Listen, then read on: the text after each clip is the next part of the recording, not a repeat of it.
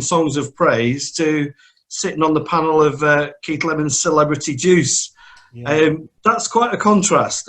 Do you think about these things when you sign up for them, or do you just go with what floats your boat? I do think about them. I He's a great communicator. Where are the great communicators? I think Basil Hume, I met him a few times. I really felt in his presence that I was in the presence of a really holy man. And I was really lucky when I went to one of the papal masses. It was at Coventry Airport back in the early 80s. I got within about 6 feet of the Pope. It was magnetic.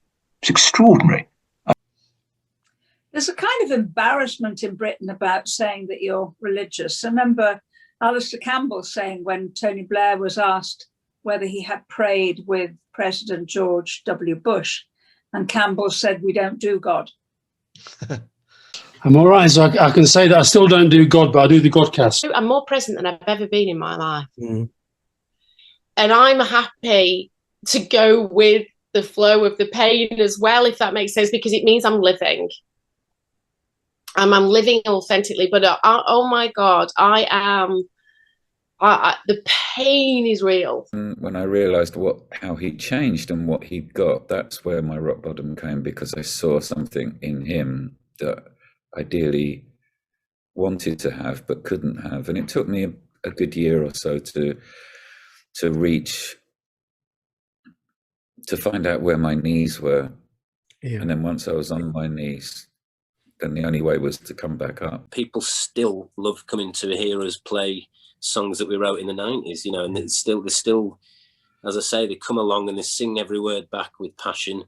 It's quite interesting because Jay Rodriguez is probably held in the same esteem in Burnley as you are at Southampton. Did you rate him in his time at Southampton? Did you see much of him? Yeah, saw a lot of him and was very impressed, actually. When I went to watch you once and I heard the Burnley fans singing, "He's one of our own, Jay Rodriguez, he's one of our own," I genuinely thought they were being ironic, because I thought, oh, he must be from Panama or something. Because if an audience smells the fear, then they start to fear that their evening's going to go badly as well. Always got out of trouble with my comedy, put it that way. Joining me on the Godcast today is a famous stand-up comedian, actress, best-selling author, Chrissy Rock.